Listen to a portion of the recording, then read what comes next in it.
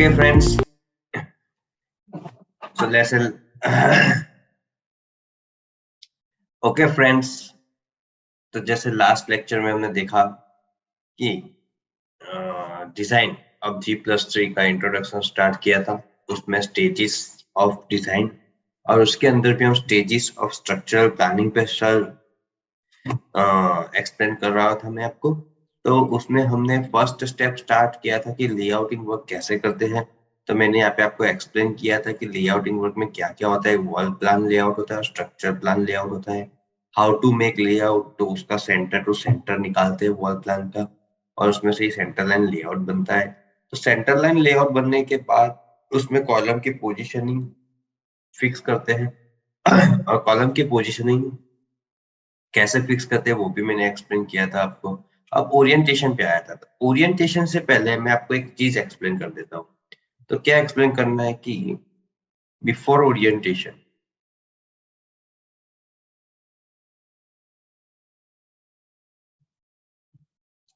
ये चीज मेरे को आपको एक्सप्लेन करनी है कि बिल्डिंग किस साइज की बनती है। बिल्डिंग या तो बनती है रेगुलर साइज या तो बनती है आपकी इरेगुलर साइज। क्या बनती है? अब ये रेगुलर साइज यानी कि रेगुलर साइज यानी कि सिमेट्री हो सकती है। क्या हो सकती है? सिमेट्री। और इरेगुलर साइज यानी कि अनसिमेट्री। अब मैं आपको सर्च करके दिखाता हूँ कि सिमेट्री और अनसिमेट्री क्या हो सकती है। तो ऑनलाइन ही सर्च कर लेते हैं अपन। देखो ना, देखो, क्योंकि मेरे पास अभी कोई इमेज नहीं है। सिमेट्री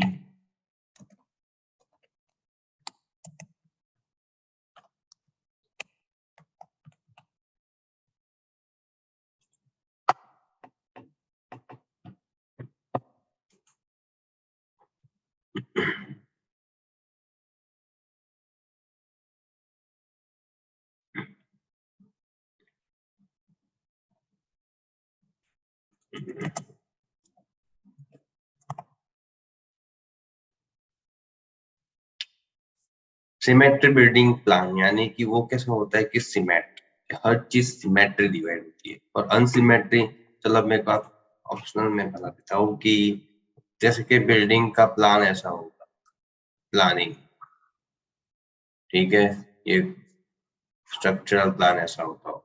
और इसे सिमेट्री कहते हैं। ज्यादातर वो क्या होता है, सिमेट्री मीन्स स्क्वायर या तो रेक्टेंगल होता है। क्या होता है? स्क्वायर और रेक्टेंगल होता है। ठीक है, सर्कल को भी हम सिमेट्री में ले सकते हैं। ठीक है। अनसिमेट्री यानी कि अगर कोई बिल्डिंग का शेप अपना एल साइज का होता है। क्या होता है? एल साइज का होता है। या फिर टी साइज का होता है। क्या होता है? टी साइज का शेप होता है। ठीक है। बिल्डिंग का प्लानिंग टी साइज का होता है, टी शेप का होता है, एल शेप का होता है। ठीक है। इसे इस ये शेप को क्या कहते हैं? इरेग्युलर शेप कहते हैं। क्या कहते हैं? इरेग्युलर। कैसे इरेग्युलर होता है? तो मैं उसको डिफरेंस दिखा देता हूँ आपको। तो डिफरेंस में क्या होता है, देखो, एक रेगुलर बिल्डिंग लेता हूँ, सपोज के रेगुलर है,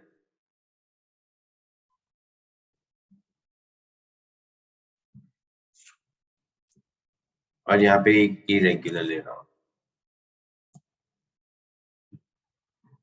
अब आप एक ऑब्जर्वेशन करो कि हमारी बिल्डिंग पे जो लोड्स लग रहे हैं उसमें लोड्स के टाइप थे डेड लोड, लाइव लोड और विंड लोड।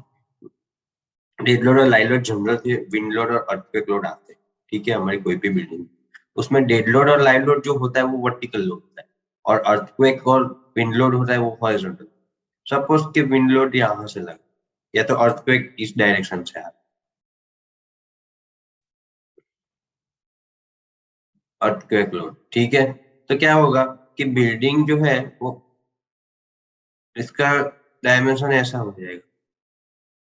ठीक है, थोड़ी इस साइड खिंच जाएगी, खींचने की ट्राई करेगी। ठीक है, तो एक ही साथ खींचेगी। क्या होगा उसमें?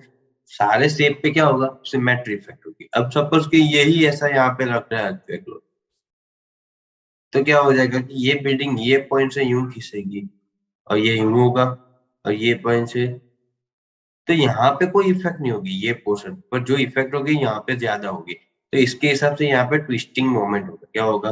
ट्विस्टिंग मोमेंट होगा।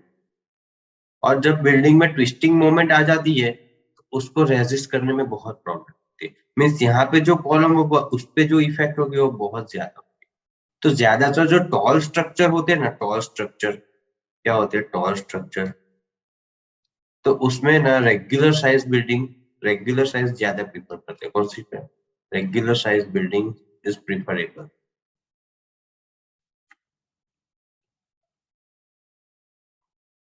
ओके, तो अब हम यहाँ पे देखते हैं कि ओरिएंटेशन कैसे करना होता है। सपोज कि ये हमारा एक रेक्टेंगुलर साइज का प्लान है, इसमें हमारी थिंकिंग पे ही जाता है, ऐसा कुछ होता नहीं है, पर हमारी थिंकिंग ऐसा मानती है तो हम ऐसा करते हैं, जो मैं अभी चलाने वाला हूँ। ठीक है, ये है हमारा फ्रेम स्ट्रक्चर हो गया। ये फ्रेम स्ट्रक्चर का प्लान क्या है, layout plan of tall structure, layout plan of tall structure.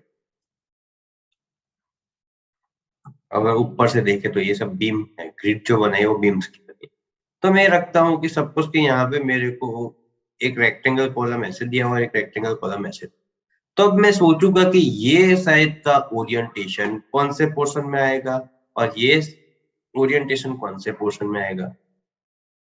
तब सोचो कि मैं यहाँ से अर्थक्वेक फोर्स लगा रहा हूँ, तो ज्यादातर इफेक्ट कौन से मेंबर में होगी, ये वाले मेंबर में होगी, उसको बेंड करेगी।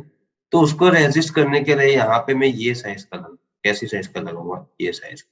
अगर सोचो मैं उस जगह ऐसी साइज का लगा दूं तो क्या रेजिस्ट होगा, कुछ नहीं रेजिस्ट होगा। क्यों, क्योंकि रेजिस्ट करने के लिए जितना एरिया चाहिए उस डायरेक्शन में वो इसमें कम मिलेगा और इसमें क्या मिलेगा, ज्यादा मिलेगा। इसलिए ये साइज का मैं सिलेक्ट करूंगा और इस साइड में मैं ऐसे शेप सिलेक्ट करूंगा। तो क्या होगा कि हमें बिल्डिंग का ओरिएंटेशन देखना है कि वाई डायरेक्शन में ज्यादा, एक्स डायरेक्शन में ज्यादा है कि वाई डायरेक्शन में ज्यादा है। अगर वाई डायरेक्शन में ज्यादा है तो ये वाला शेप आएगा बीच वर्टिकल साइड में। तो यहाँ पे ये देखने का कि जो साइड हो उस हिसाब से लगाने का। अगर एक्स ज्यादा है तो वो एक्स वाले पोर्शन में आएगा और वाई वाला पोर्शन जो ज्यादा है वो वाई वाले पोर्शन। ये क्या होगा, एक जनरल थिंकिंग।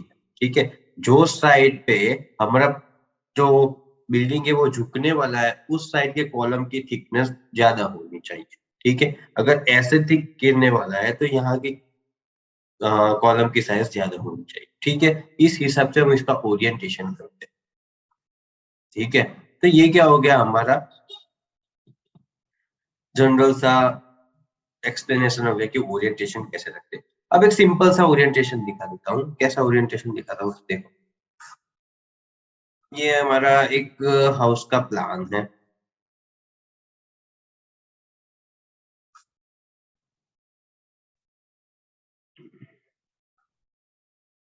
ये प्लान है, ठीक है। अब मेरे को क्या है कि यहाँ पे कॉलम दिख रहा है, एक ऐसा कॉलम है और एक ऐसा कॉलम। ये कॉलम सबको पसंद आएगा, ये कॉलम पसंद नहीं आएगा। क्यों नहीं आएगा, क्योंकि इसका ये एज है ना, रूम के आगे बाहर आता है, दीवार से भी बाहर आता है इतना पोर्शन। तो क्या होगा कि यार एजिस जो है, ये एज किसी को लग जाए या फिर दिखाई में अच्छा नहीं दिख रहा कि मैं बैठा हूँ यार वो एज दिख रही है, मेरे को नहीं पसंद, मेरे को ऐसा चाहिए ही नहीं। पर यार स्ट्रक्चर इंजीनियर बोलेगा कि मेरे को स्ट्रेंथ के लिए इतना तो पोर्शन लाना ही पड़ेगा, ये साइज तो चाहिए ही, मेरे को स्ट्रेंथ देनी है स्ट्रक्चर को, तुझे भले अच्छा दिखे ना दिखे, मेरे को ये वाला साइज ही पसंद है। क्यों, क्योंकि ये रिक्वायरमेंट है कि मेरे को इतना लोड आता हो तो ये साइज का तो कॉलम चाहिए ही चाहिए। पर यार वो कस्टमर बहुत रिजिड पर्सन है कि नहीं मेरे को नहीं चाहिए, नहीं चाहिए। तो फिर उस टाइप में कैसा ओरिएंटेशन करना चाहिए कि दीवार के साइज का कॉलम चाहिए। अगर दीवार के साइज का करेंगे तो इतना हो जाएगा, तो फिर हमारी जो रिक्वायरमेंट है वो क्या होगी, इतने से इतनी हो गई, फिर तो कॉलम होने के चांसेस ज्यादा हो गए, फिर पास पास में कोई कॉलम भी नहीं रख सकते। तो उस टाइप स्ट्रक्चर ने इंजीनियर ने सोचा कि इसको मैं एल शेप का कॉलम दे दूं, कि यहाँ से थोड़ी लेंथ बढ़ा दी और यहाँ से थोड़ी विड्थ बढ़ दी, तो ये एल शेप का कॉलम हो गया। ठीक है, तो इसके मुताबिक ऐसा सेव किया। तो ये भी ओरिएंटेशन होता है, वो सब प्रैक्टिकल थिंकिंग होती है अपने उस टाइम जब प्लानिंग करना होता है, तो कुछ टाइम कस्टमर को सेटिस्फाई करने के लिए कुछ अलग टाइप की डिजाइनिंग करनी पड़ती है। तो आई होप ये आपको यहाँ पे समझ में आ गया है कि भाई कॉलम की पोजीशनिंग और कॉलम का ओरिएंटेशन कैसे होता है। ठीक है, तो ये लेआउट में स्लैब तो अगर स्लैब की बात करें तो स्लैब तो दो साइड के ही होते हैं। अगर स्लैब की बात करें अपन, तो स्लैब तो कैसे होते हैं, वन वे स्लैब होता है और टू वे स्लैब होता है। आपको पता ही है पर फिर भी मैं आपको एक्सप्लेन कर देता हूँ। If slab is supported by two side,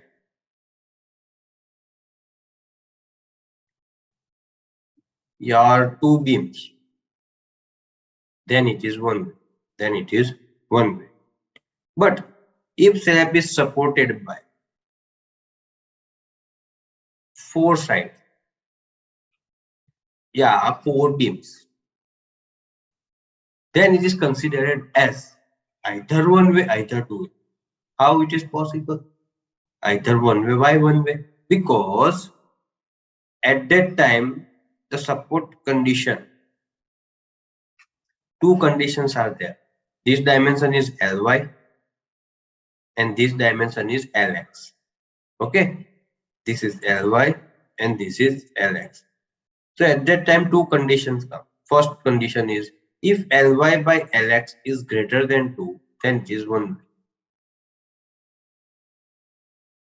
If Ly by Lx is less than or equal to 2, then it is two way. Understand? But for one way slab, what? If it is supported by two sides, then it is one way. Either it is square, either it is less than 2 or greater than. It is one way if it is supported by two sides. But if the two-way slab is supported by four sides, then there will become two conditions. First one is Ly by Lx is greater than 2, then it is one-way slab. And second one is Ly by Lx is less than or equal to 2, then it is two-way slab. By this, the slab size is decided. Okay, in slab portion, there is this much only. Okay, now we have covered the portion like structural planning, stages in structural design. The first portion is been covered, structural planning. Now coming to the another portion which is load distribution.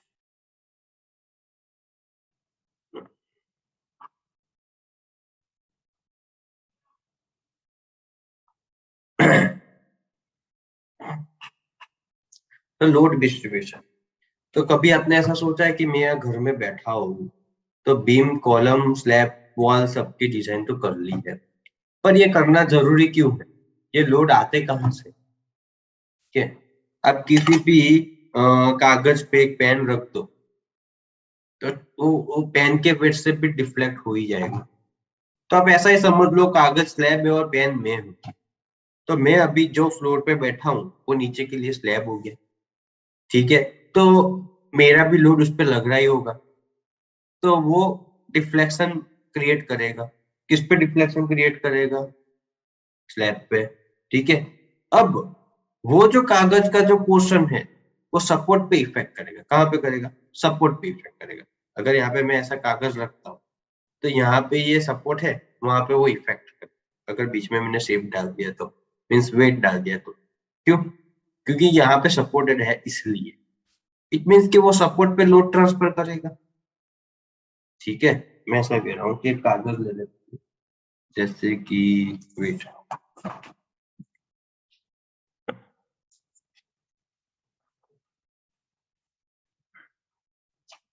ये कागज मैंने ली, ठीक है, अब इसमें wait डाल दिए, गिर गया, ठीक है, वेट डाल, ओके, ये मैंने वेट डाल दिया।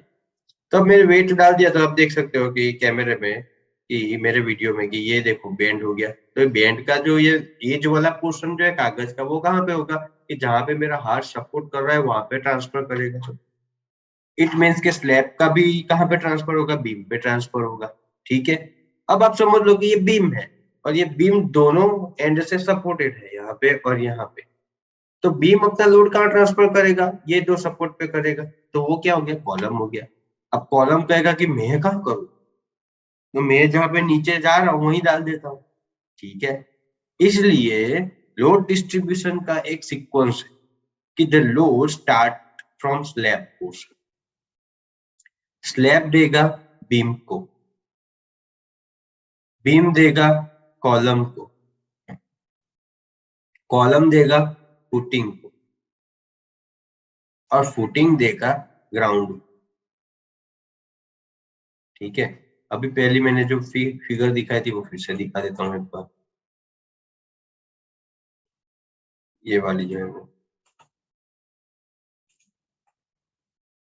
ठीक है, ये स्लैब है। तो ये स्लैब जो है यह चारों बाजू बीम से सपोर्टेड है। B1 ले लेता हूँ, B2 ले लेता हूँ, B3 ले लेता हूँ और B4 ले लेता हूँ। तो ये स्लैब जो है 4 साइड्स है, तो हर एक बीम को लोड देगा। ऐसा जरूरी नहीं है, अगर 1 वे है तो 2 बीम को ही देगा, अगर 2 वे है तो ही हर एक बीम को देगा।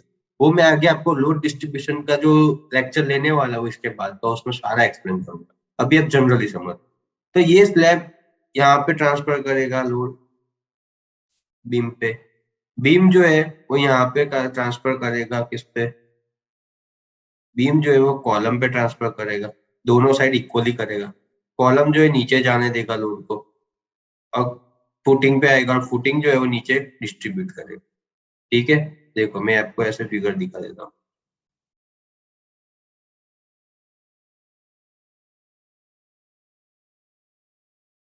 ये स्लैब है,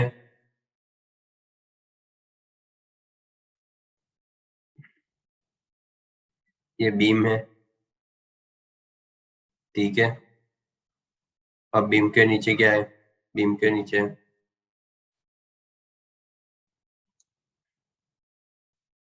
कॉलम है, कॉलम के नीचे क्या है,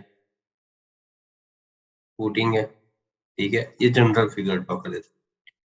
तो ये स्लैब जो है वो इस बीम पे यहाँ पे लोड ट्रांसफर करेगा, यहाँ से लोड ये बीम इस स्लैब मीन्स यहाँ पे ट्रांसफर करेगा, ये बीम पे जाएगा और बीम पे यूडीएल फॉर्म में आएगा। कैसे, यूडीएल फॉर्म में आएगा, ठीक है। और यूडीएल फॉर्म में आएगा, फिर बीम जो है वो यहाँ से कॉलम पे लोड ट्रांसफर करेगा ऐसे, कॉलम पे सपोर्ट रिएक्शन फॉर्म में लोड आएगा। क्या आएगा, सपोर्ट रिएक्शन फॉर्म में।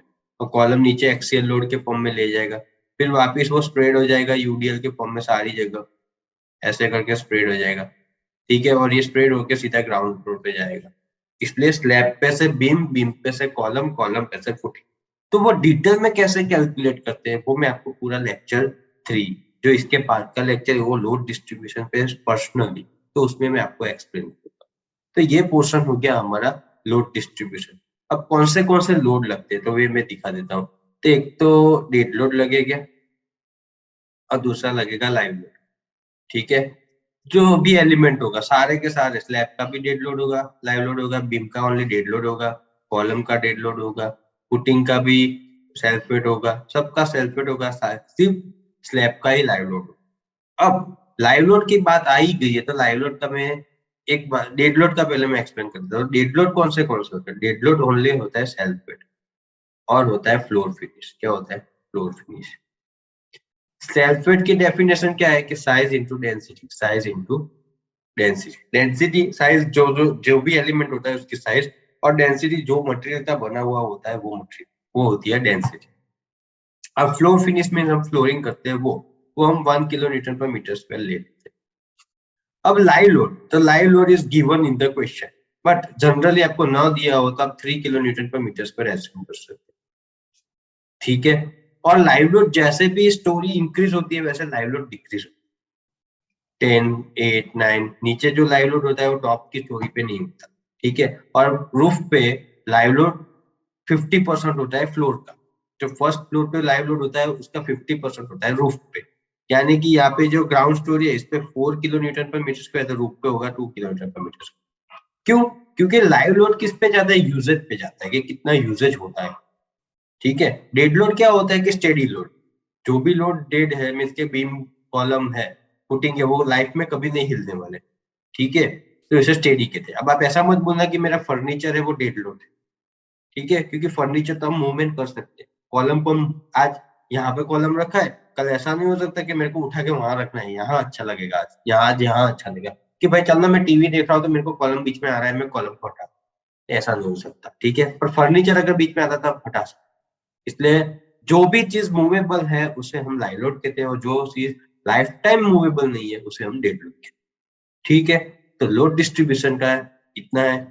अब अनदर पॉइंट है एनालिसिस। तो एनालिसिस क्या होता है कि ये लोड डिस्ट्रीब्यूशन जो होता है ओके, तो लोड डिस्ट्रीब्यूशन के, जब लोड डिस्ट्रीब्यूशन अंदर होता है तो ये बीम क्या होगा कि यहाँ से स्लैब ये डिफ्लेक्ट होने लगेगा। क्या होगा, ये स्लैब यहाँ से डिफ्लेक्ट होने लगेगा, ये बीम भी यहाँ से डिफ्लेक्ट होगा, ये कॉलम ऐसे बकल होगा, खुल जाएगा, या तो या तो संकोच हो जाएगा। ठीक है, तो ये सब क्या होगी कि इतना हो गया अपना डिफ्लेक्शन हो गया, क्या हो गया, डेल्टा हो गया डिफ्लेक्शन, या तो फिर यहाँ पे मोमेंट क्रिएट होगी। ठीक है, या तो यहाँ पे मोमेंट क्रिएट होगी, या तो यहाँ पे शियर रिएक्शन होगा अपसाइड एंड डाउन साइड। तो एनालिसिस में क्या होगा कि हमारी analysis portion, the bending moment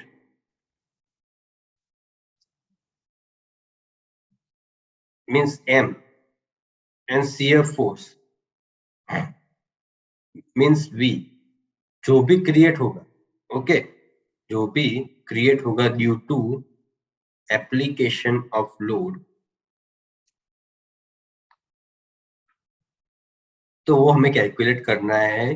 कई मेथड्स होती है उसकी, तो एनालिसिस कैलकुलेशन की मेथड क्या होती है, तो पहली मेथड होती है मोमेंट डिस्ट्रीब्यूशन मेथड,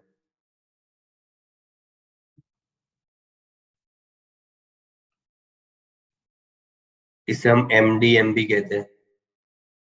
सेकंड होती है हमारी slope deflection method,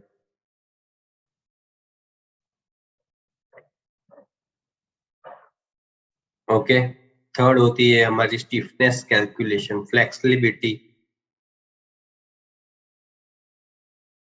stiffness. Matrix method क्या होती है, मैट्रिक्स, क्योंकि कंटिन्यूअस एलिमेंट्स की मेथड यही है, क्या है, कंटिन्यूअस। फिर आप सॉफ्टवेयर का यूज कर दो, तो कौन से सॉफ्टवेयर यूज होते हैं, उसमें स्टैट प्रो होता है, ईटैप्स होता है, ये सारे सॉफ्टवेयर का यूज करके हम एनालिसिस कर सकते हैं मोमेंट कैलकुलेशन। सॉफ्टवेयर का यूज करते हैं, डिजाइन भी कर सकते हैं, पर स्टडी पर्पस पे अगर एनालिसिस करना है तो MDM इज द बेस्ट। यहाँ पे हम MDM मेथड का यूज करते हैं। ठीक है, बीम में एनालिसिस करने के लिए, मोमेंट फाइंड करने के लिए, सपोर्ट मोमेंट या कॉलम मोमेंट जो भी हो फाइंड करने के लिए हम MDM मेथड का यूज करते हैं। ठीक है, और लास्ट में डिजाइन, तो डिजाइन में तो क्या है, AST प्रोवाइड करना होता है। In design what is the best objective in design to provide AST। एक बार मोमेंट अपने पास आ गई, एक बार अपने पास मोमेंट आ गई तो हमें उसमें PT और AST का इक्वेशन करके हमें डिजाइन रेनफोर्समेंट फाइंड करने। ठीक है, और लास्ट में होता है ड्राइंग, डिटेल ड्राइंग।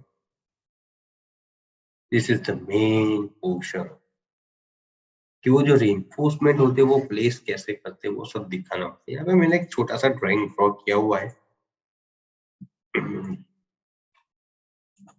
देखो मेरे को अच्छा लगा, इसमें ड्रॉ किया, ये मेरा रेनफोर्समेंट बीम है। ये पूरा जो है वो मैंने बीम ड्रॉ किया है, उसमें रेनफोर्समेंट कंक्रीट है, और यहाँ पे रेनफोर्समेंट प्रोवाइड किए कि यहाँ पे 4 numbers of main reinforcement, 2 anchors bars दिए, और यहाँ पे स्टीरअप्स दिए। क्या इसको मैं 2D में ड्रॉ करूँ तो ऐसा ड्राइंग हो। अगर कोई भी बीम की डिजाइन की हो तो उसको लास्ट में हमें ड्राइंग से भी दिखाना होता है। जो ड्राइंग से मैं दिखा रहा हूँ, तो यहाँ पे 2 कॉलम सपोर्ट है, यहाँ पे बीम है, यहाँ बीच में जो है वो क्या होता है कि रेनफोर्समेंट जा रहा है, देखो ये रेनफोर्समेंट जा रहा है, और ये ऊपर एंकर बार्स जा रहा है। ठीक है, और यहाँ पे क्या होती है, स्टीरअप्स होती है। क्या होती है, स्टीरअप्स। ठीक है, ये उसकी डेप्थ होती है D, ये उसकी होती है इफेक्टिव डेप्थ, मीन्स कवर के साथ ये होता है इफेक्टिव कवर। ये उसकी होती है लेंथ, क्लियर स्पान होती है। क्या होती है, क्लियर स्पान। ये होती है अपनी इफेक्टिव स्पान। ठीक है, तो अब यहाँ पे क्या है कि ये जो पोर्शन है उसको सामने का फ्रंट व्यू दे दे, ये फ्रंट व्यू ड्रॉ करे तो ऐसा होता है।